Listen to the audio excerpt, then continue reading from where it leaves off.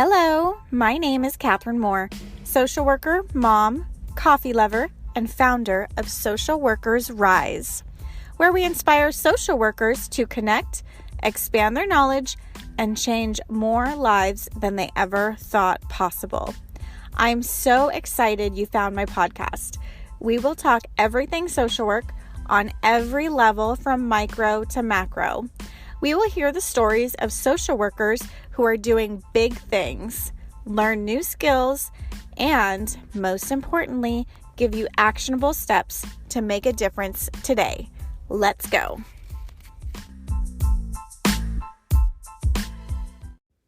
Hello. Welcome to another episode of Social Workers Rise. It is your host, Catherine here. This week, we're talking with Angela Thompson about her experience as a travel social worker. I am so excited for you to hear this conversation for 5 main reasons. One is, as a travel social worker, you can make really good money. Let me tell you. So I did a quick Google search because I needed to confirm that this was actually true before I spill the tea on this with you. So yes, I did a quick Google search and I just searched travel social work, and the salaries were so much higher than a regular social work job doing the same thing or similar things. So I saw salaries for MSW for $80,000. I saw a LCSW for up to $120,000, and these are per year, right? So there is a lot more money to be made for your time. Love that. Also, too, this is a good way to get experience in different parts of not only of the nation, but of different parts of the medical setting. So if you are coming from a year of a certain medical setting and you want to get a different experience, then this is a good way to see, what parts of the hospital would I want to work in, or what part of medical social work. But there's also school social work positions and all sorts of different other travel social work jobs as well. It's just the main one that you're going to see is for medical. So more money, we like that. More experience, add it to our resume and our skills. Also, too, you get to travel. Angela's going to share about the amazing travel experience she had, and I'll be honest, I'm kind of jelly of her. She gets to travel to different places and live there and just experience the culture and the life and meet locals. We talked afterwards about how she would go out and just mingle with people. She'd join meetup groups in that area and meet new people. And it just sounds like so much fun. So you're able to travel.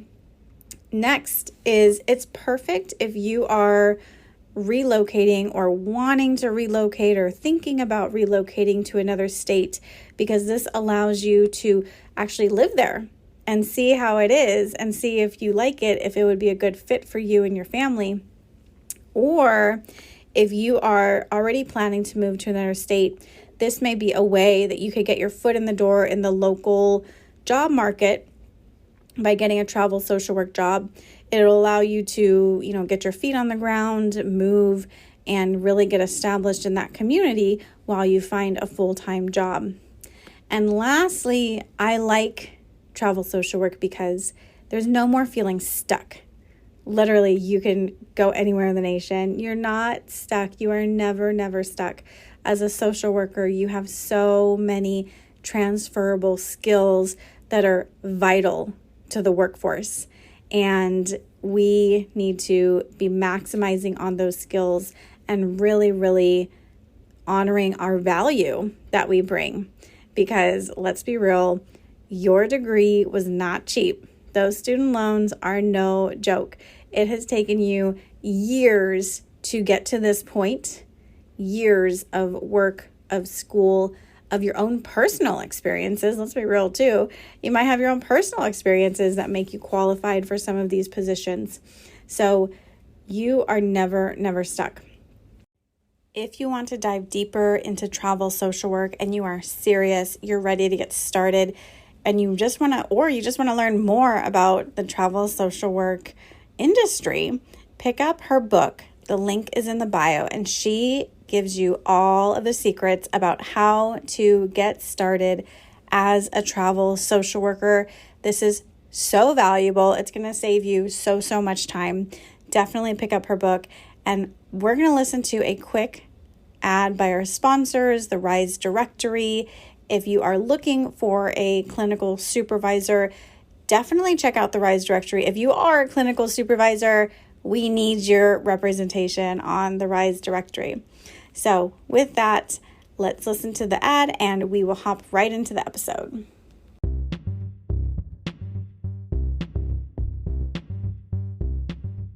This episode is proudly brought to you by the RISE directory, a national directory of clinical supervisors who are dedicated to helping the next generation of clinical social workers grow in their clinical skills. The link is in the show notes. Check it out and tell every clinical supervisor you know about this directory. Hello, Angela. Hi, Catherine. Hi, welcome to the Social Workers Rise podcast. I'm so excited to have you on. Thank you for having me. I appreciate it. Yes, of course. I have been seeing you around on Instagram, and I've always, wanted to learn more about travel social work, but I really never knew, where to go or who to ask. So when I saw you and you're coming out with a book, I was like, oh my gosh, this is my chance. Yes. I'm so happy about it. Oh my gosh. So let's start from the beginning. How in the world did you get involved with travel social work? Did you have to have like a special degree or certificate? How does that work? Yes, so I found out about travel social work just doing the online search because I was working at a hospital at the time and I was kind of feeling a little overworked, underpaid. And I'm like, there have to be some other opportunities out here. So I just searched diligently until I came across travel social work. So I completed the contact information on the website and a recruiter reached out to me. And he told me that I need to have my MSW, which I already had, and at least a year of medical social work experience. So I came up with my plan. I was like, I'm going to work here at least a year to get the experience, and then I would start traveling. So for travel, yeah, you absolutely need your MSW, at least a year of medical social work experience, and a license would help as well. Not all assignments require it, but it can make you more marketable. Okay. Yeah, because the few job listings I've seen for travel social work, they do want LCSW. So I can see how it'd be a little bit easier to get started with your license. Yes, for sure. When I started, I had my MSW in Alabama and Maryland. But my first three assignments were in California, and they did not require a California license. But it helped that I had a Wow. license. Yep. Interesting. Yes. So okay, I'm trying to like wrap my mind around this. So you get hired, right? And they say, "Hey, we want to send you out to California." How long are you on these Assignments. assignment? Yeah, I was like, I don't think it's a mission, That's funny. It feels like it sometimes. I'm just kidding. So the assignments are usually 13 weeks. Um, so my first assignment was 13 weeks, and they asked me to extend for additional 13 weeks. My second assignment ended up being 6 months, and then they asked me to extend additional 6 months. So I ended up staying a year. But yeah, typically 13 months is the amount of time the assignments are. 13 weeks. Oh yeah, I'm sorry, 13 weeks. Sorry, 3 months, Okay. 13 weeks. Yes. I see. Okay. And then when you're over or when you're on assignment, do they pay for your housing or any kind of expenses? Yes. So with your assignment, you have the option to accept a housing stipend, which is non-taxed. And you get that every week when you get paid, which is a perk of travel. You get paid every Friday. Um, but you also have the option to accept company housing. If you take company housing, your take home will be less because they will factor that into your package. On my first assignment, I allowed my company to provide housing for me in San Francisco because it's expensive and I didn't know Mm-hmm. the area. I was like, I don't want the stress of trying to locate housing. So I allowed them to provide the housing for me. And it was great. They put me in a really nice apartment right by the beach. I was in the Pacifica area. So I could walk out of my apartment. I'm right there. And That's I was like, oh, amazing. I know. It was so amazing. And I just could not believe it. I'm like, oh my gosh, I get to live here and work here. Like, it was something for sure. So I would say it just depends on the location of your assignment. If you would like to, locate your own housing, or if you would want the company to provide it for you to kind of take some of that stress away. Okay, that makes sense. And I imagine it sounds like you got really lucky with your first assignment at San Francisco, California. I Yes. imagine not all of the assignments may be that nice. Have you ever had Hmm. to go somewhere where you were like, "Man, I don't know about this place." Right. Yes. So my first three assignments were in California, different parts, and they were all pretty great, except Stockton. The assignment was Oh, nice. I enjoyed my coworkers; they were so sweet. But it's not much to do in that area, so I would have to drive to like San Francisco or Oakland on the weekends to kind of hang out. mm-hmm. And then I also had an assignment in La Plata, Maryland, which is a small area. It's about an hour and a half south of DC. So it wasn't much going on in that area. So I would have to drive into DC to actually have some fun on the weekends. Right. Yeah. So it kind of depends, if you want to take an assignment in a larger city, or you want something, in the small town area. But you have options for sure. Oh, Hmm. how much of a choice do they give you? So basically, when you connect with the recruiter, you can let he or she know that, I'm interested in Texas or I'm interested in Houston, Dallas, certain areas, and they can say if they have something available in those areas for you. If not, they can let you know what they have, and if you're interested, they can submit you for the assignment. Oh, Um, yeah, but you can let them know if it's a certain state or city that you're interested in. oh wow. And I usually recommend having more than one recruiter because, say, one agency doesn't have something available in the area that you like, you can try reaching out to a different agency and see what they have available. Okay. And how do we find these agencies? I would say you can do a Google search, internet search. But also, we have a lot of Facebook groups now for travel social work. So you can join the groups. I have them listed in my book and also on my Instagram page. But you can join those Facebook groups, and recruiters post different jobs like every day. They're posting. And people put recommendations in there regarding their recruiters, so you can reach out to them. So there are a lot of more agencies providing travel assignments now than when I started back in 2016. I only knew of like two or three agencies, and now it's so many. Okay. Wow. So you've been doing this a long time. Yeah, time has been flying by. You've just been traveling the country. That's amazing. I know it's been a great. I cannot complain at all, and that's why I just want to help other people get into this field because they message me and they say, "Oh, I didn't know travel social work was a thing." Like everyone tells me that, like it's a thing, it's real. You should come into the field. Yes. I know. Yes. I wish I knew about it when I was younger because now I have a family and a mortgage and Yeah. it's harder now. But if like I mean, right out of grad school, like no responsibilities, I would have been all for it. Yes, yes. It's a great field. It offers a lot of flexibility. Um, but I say you can travel too with kids and families. It just depends on, you know, what type of lifestyle you want to live and like your overall support system too when it comes to that. Mm-hmm. Yeah, that makes sense. Okay. Yeah. So, what is your typical schedule like? I mean, I guess it depends on where you are, but yeah, what's your typical schedule like day to day?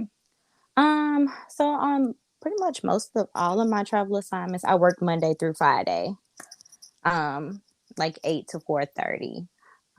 Will depends on the assignment. So if you take an assignment, maybe working in the ER, you may have the option to work 3 12s or 4 10s, something like that.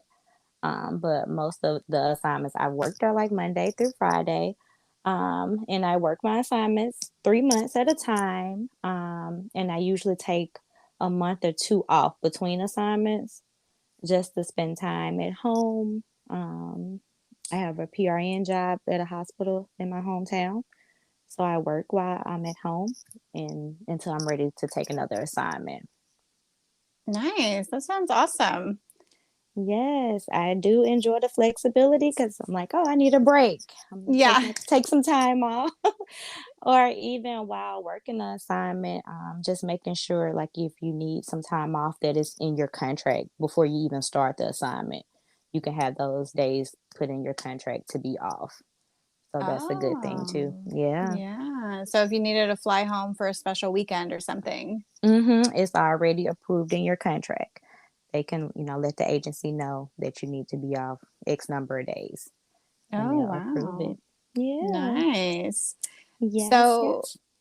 so how much are you getting paid on these assignments? It varies, just depending on if you're going to take the housing stipend or not, or if um if they provide you a rental car or not as well. So they factor all of those things into your package. So it can range, I'll say on the higher end, you can bring home about 25, 2600 a week after taxes, That's depending. really good. Yeah. I'm doing the math in my head. I'm like, wait, that used to be my monthly income. Yes, yes, same here.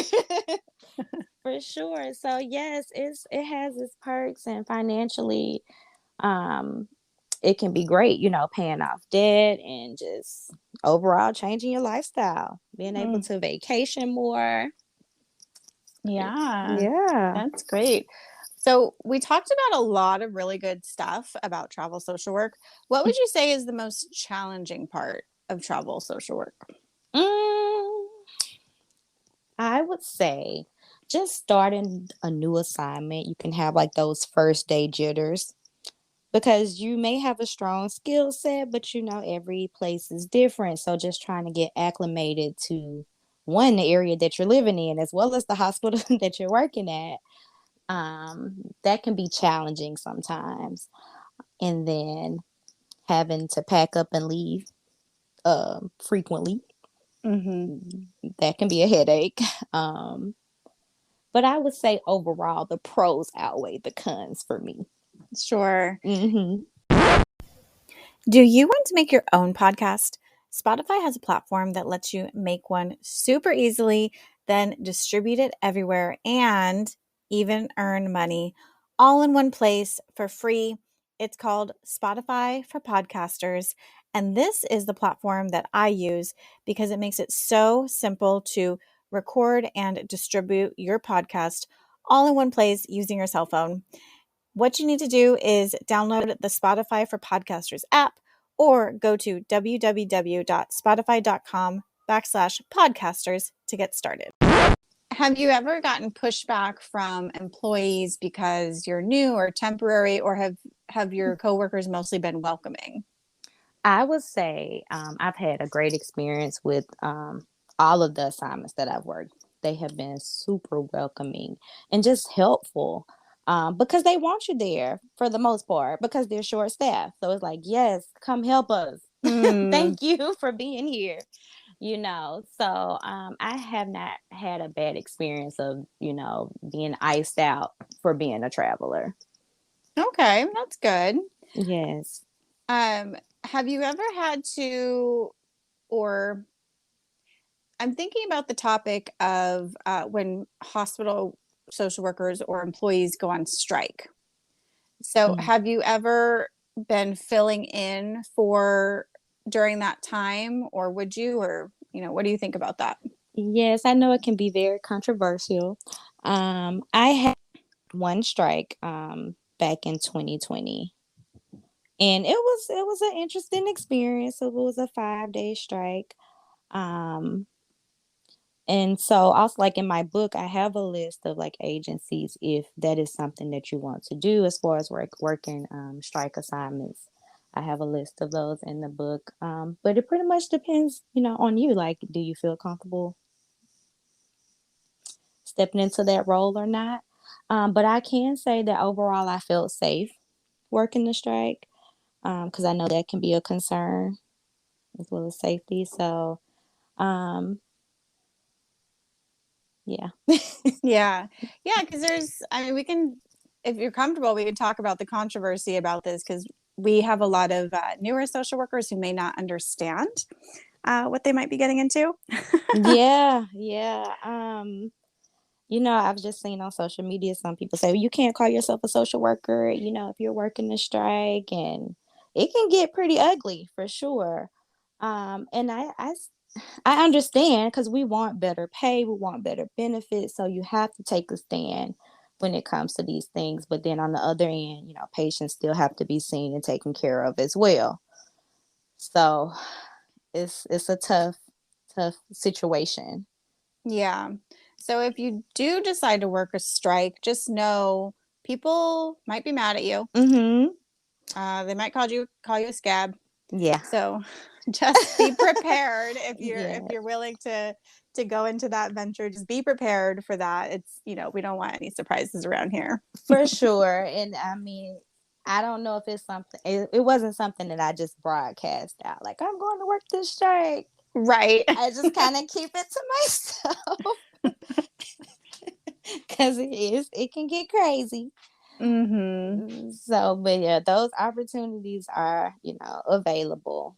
Um, and you have to have flexibility too, because the recruiter may hit you up and say, hey, the strike is going to be next week. Are you available? We will fly you out this day. So if you're working like a full-time job or you're on assignment, then will you be able to take off, to Mm-hmm. work that strike? So it Yeah, is very last minute. that makes sense. Yeah, because you don't typically know about strikes super far in advance. Mm-hmm. Yeah. Absolutely. So it is something to think about. Okay. So I really want to hear about your book. Tell me about your book. Is it like a story? Is it tips? What is it? Tell us. I would say that it is more so tips. I tell a little about my personal experience, of course, but I wanted it to be a guide to get you into this field. Like, I have a note taking section, so you can take notes as you're reading the book. Um, so I have sample contracts, sample skills checklists, packing list, note taking guides, like once you're on assignment, things that you want to take note of. Also just tips on self-care. Oh my gosh, it's a lot. It's a lot in there. Just overall the criteria that you need to start the process, building your portfolio. So you need to make sure that you have your updated resume that's highlighting your medical social work experience. Start thinking about references, because recruiters will reach out to references before you can start an assignment. So just making sure that you have reliable people to provide that for you. Even just making sure you have your shot record, um, CPR, making sure you're certified in that area. So I have a list of things that you need to have to start this process. Um, and as far as like me providing coaching, I just want to provide support to travelers because I know how it can be starting this and not having someone to kind of answer questions for you. Because when I started in 2016, I didn't know any other travel social workers. So I felt like I was on my own. I was trying to do online research, but really couldn't find anything. I had to kind of look into travel nursing resources. So now that I have this experience, I want to be able to share that with others. That's great. I love that. What inspired you to write the book? I was just home. I started writing this in January of this year, and I was just like, wow, people, they send me messages on social media and they have questions, I'm like, why not put something out there for them to have like a guide? Because I would have loved to have that for myself. So I just started jotting down different things I would have wanted to know as a traveler. And it really just went from there. I love that. That's where it starts. I love that, Angela. Thank you. Thank you. I'm very excited. I think it's going to be super helpful for social workers wanting to get into this field. Yeah. Yeah. I mean, I'm interested. Get you a And I copy. have a job. Yes, our skills are needed on the road, especially like during this pandemic. There are so many travel assignments available now because we are needed. Yeah. Yep, it's true. And it seems like organizations and companies are starting to recognize that now Mm-hmm. that, oh, shoot, if we had a mental health professional here, it'd be a lot easier on our nursing staff. Absolutely, absolutely. I mean, there's just been so many times where I'll check back in with the nurse and they'll say, how'd the visit go?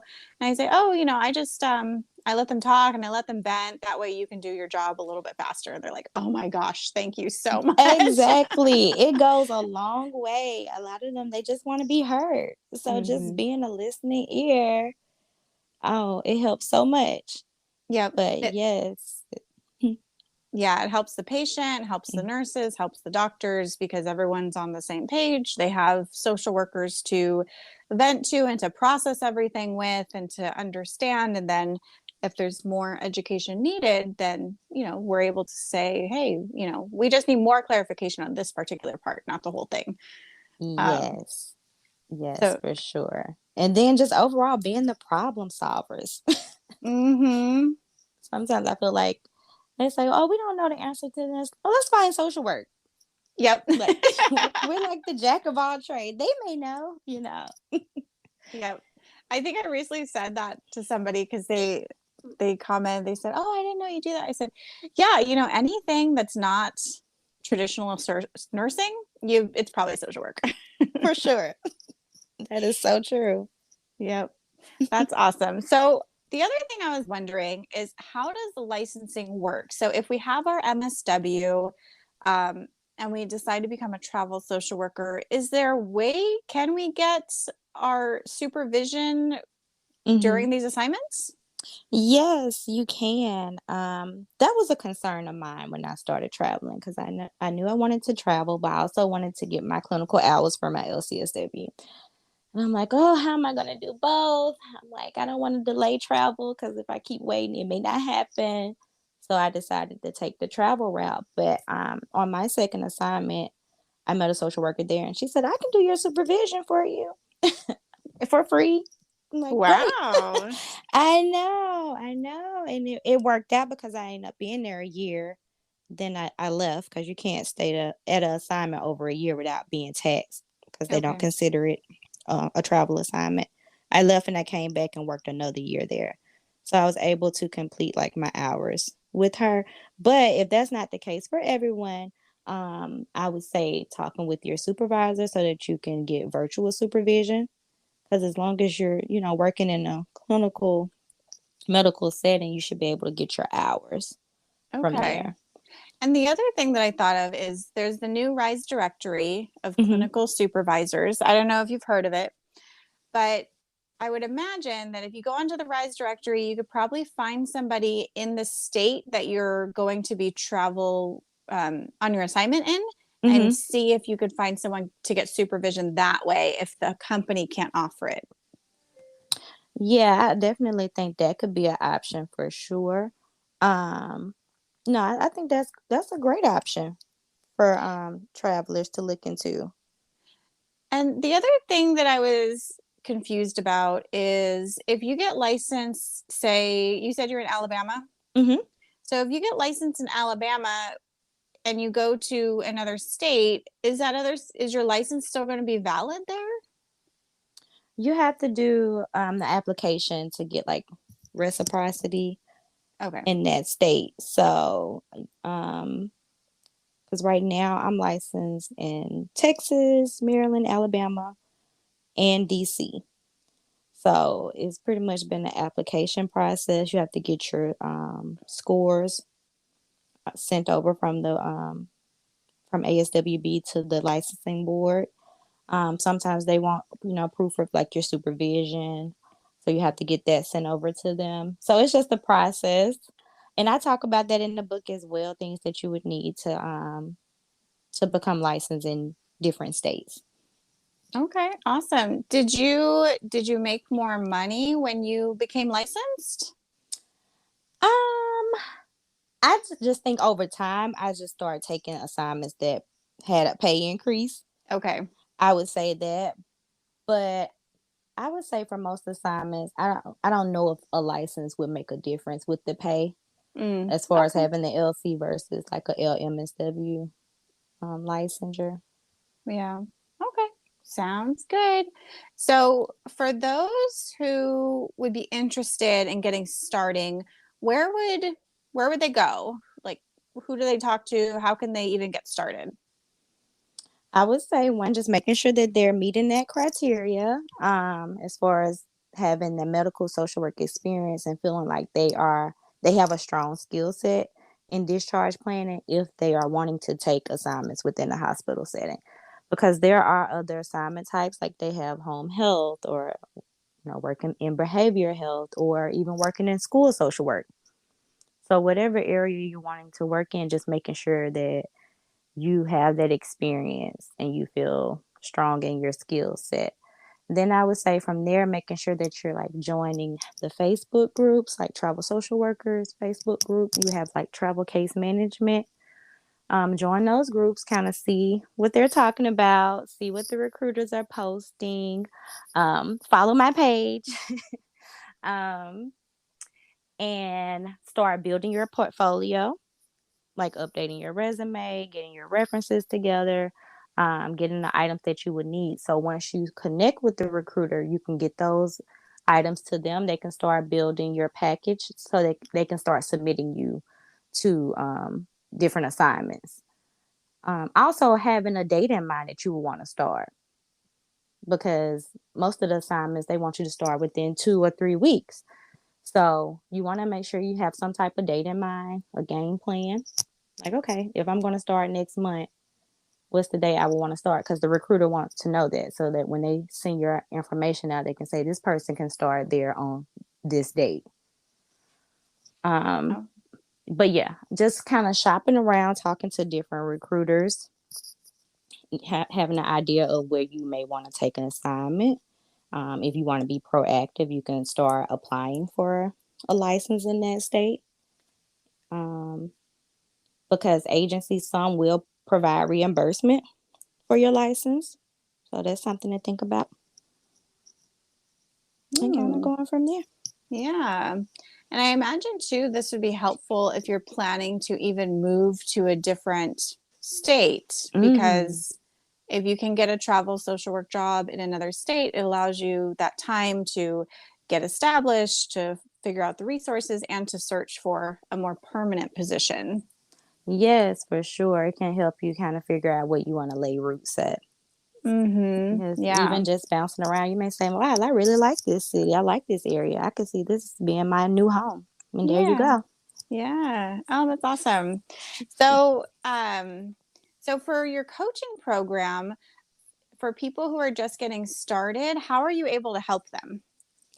So right now I've been offering like free 15-minute consultations to kind of get an idea, well, answer questions and get an idea of where the social worker may be in their career. And also, I have a social work readiness assessment. So I would have them take the assessment and we can kind of go from there to say, okay, seems like you may need a little more experience, or you may want to consider, okay, if you need more experience, you may want to consider getting a PRN position in the hospital, or how can we go about reaching these goals so that we can get you to a travel assignment. And Okay. just providing that support to them throughout the process. If they want to go over their contract with me, um, overall help finding housing, I can put them in the right direction as to what websites to look into, or if they're trying to, get a hotel, making sure that they're talking to the sales rep there and things to say as far as that. It sounds like that would just alleviate so much stress and save so much time for someone who's looking to just get started. Yes, I hope so. Yeah. That's the plan, because I know it can be so stressful and overwhelming, especially if you feel like you're in it by yourself. So I'm like, I don't want you to make any mistakes that I may have made. Let me be able to support you throughout each process until you get to where you want to be. Right. That's awesome. I love it. Love it. Love it. Thank you. Where can people find you and get in touch with you? They can find me on Instagram at Travel Social Work Coach. Also, on my website, which is astcoaching.net. I'm on LinkedIn, Angela Thompson, and I also have a Facebook page, Travel Social Work Coach. So if they go on my Instagram, they can go to my bio, my link tree to schedule a free 15-minute consultation, and that's also available on my website. Awesome. Well, you heard it straight from Angela. Go and get your free 15-minute consultation. Yes. Let's talk. Yes, she will take care of you. Thank you so much, Angela. Is there anything that we missed or anything that you feel is important we should add? Just overall with the book, it will be available December 7th on Amazon. And I will have that link available on my website and on my Instagram page. Yes, and all of these links are in the show notes, so check them out. Check out Angela's links, check out the Facebook groups, get in contact with her and schedule your consultation. And let's get more travel social workers out there. Yes, you are needed. Yes. Come on over. It's good over here. Definitely. Thank you so much, Angela. I truly appreciate you. Thank you. Thank you for having me. I really appreciate it. Take care. Bye. You too. Bye.